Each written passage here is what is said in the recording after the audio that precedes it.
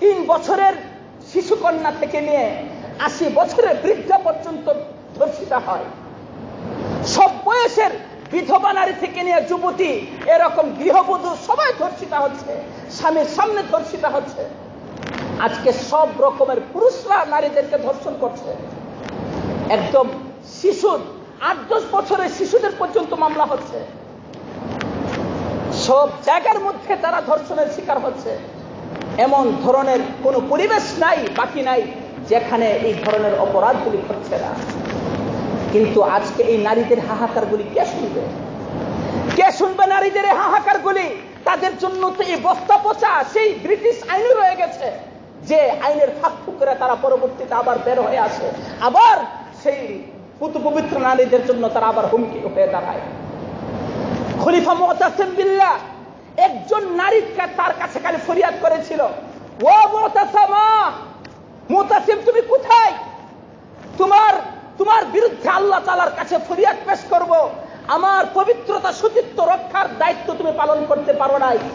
1000 mile দূর থেকে যখন সেই ঘোষণা আসলো, মুতাসিম নিজের উপর আহার গ্রহণ করা খাদ্য পানীয় হারাম করে দিলেন, যে যতক্ষণ আমি এই নারীর শাস্তির বিধান না করতে পেরেছি, ওই নারীকে যে জুলুম করেছে তার শাস্তির বিধান আমি না করতে পেরেছি, আমি জালেমদের বিরুদ্ধে অস্ত্র ধারণ না করতে পেরেছি, ততক্ষণ পর্যন্ত আমি খাদ্য গ্রহণ করব না।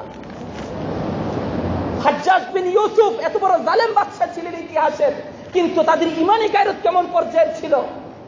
একজন সেই হিন্দের একজন নারী তার কাছে এই ঘোষণা পাঠাইলো যে আমরা হিন্দুস্তানে থেকে আমরা আমাদের ঈমান হেফাজত করতে পারি না। আজকে হিন্দুদের কাছে আমাদের ইজ্জত বিক্রি হয়ে যায়, তোমরা শাসকদের বিরুদ্ধে আল্লাহর কাছে মামলা দায়ের করব। তিনি দেরি করেন নাই। হাজ্জাজ বিন ইউসুফ এবং খলিফা ছিলেন আব্দুল মালিক ইবনে মারওয়ান, তিনি তখন সাথে সাথে হযরত বিন কাসিমকে এই হিন্দুস্তানের মধ্যে অভিযান প্রেরণের জন্য পাঠিয়ে দিলেন, এবং আল্লাহর রহমতে সেই সময় থেকেই হিন্দুস্তানের মধ্যে বিশাল এলাকা মুসলমানদের হাতে চলে আসে। হযরত ওমর রাদিয়াল্লাহু তাআলা আনহু এই কথার ঘোষণা দিতেন যে জাজিরাতুল আরবের মধ্যে একটা মানুষও যদি হত্যার শিকার হয়, একটা মানুষের যদি ইজ্জত হরণ হয়, তাহলে আমি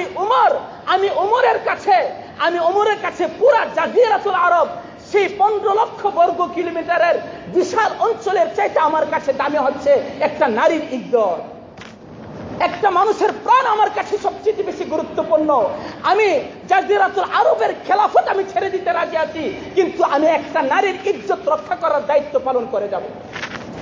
ভাইরা আমার, শরীয়তের সুফলগুলি তো আমরা পাই না, কারণ আমরা মিষ্টি খাওয়ার সুন্নতগুলি আদায় করে জীবন কাটিয়ে দিচ্ছি। আমরা শরীয়ত রাষ্ট্রের মধ্যে প্রতিষ্ঠিত হতে হবে সেই চেতনা আমাদের মধ্যে আসে না। আমরা আমাদের যে ইমানি দায়িত্ব আছে যে কিভাবে খেলাফত ব্যবস্থা কায়েম হবে, সেই ইসলামী শরিয়া কায়েম হবে, সেই চেতনাগুলি আমাদের মধ্যে আসে না, যে কারণে আজকে সারা দুনিয়ার মধ্যে মুসলমানরা নির্যাতিত, নিপীড়িত, নিগৃহীত। আজকে মা বোনদের ইজ্জত এভাবেই ভুলুণ্ঠিত হচ্ছে।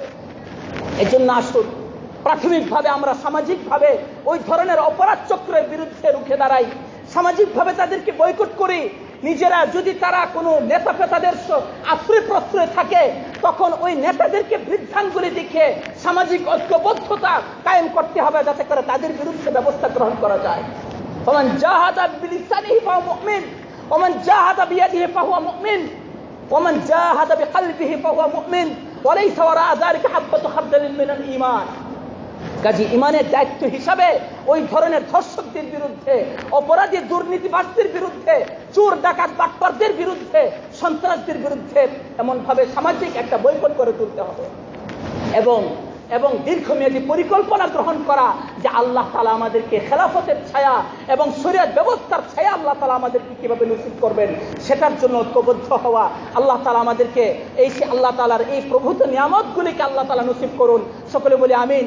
আল্লাহ তাআলা আমাদেরকে ঈমানি জজবা আমাদের জন্য বাড়িয়ে দিন, এবং আমরা যাতে ঈমানি দায়িত্ব পালন করতে পারি, আল্লাহর আযাব গজব থেকে আমরা বাঁচতে পারি, আল্লাহ তাআলা আমাদেরকে সেই সৌভাগ্য দান করুন। ওয়া আখির দাওয়ানা আলহামদুলিল্লাহি রাব্বিল আলামিন।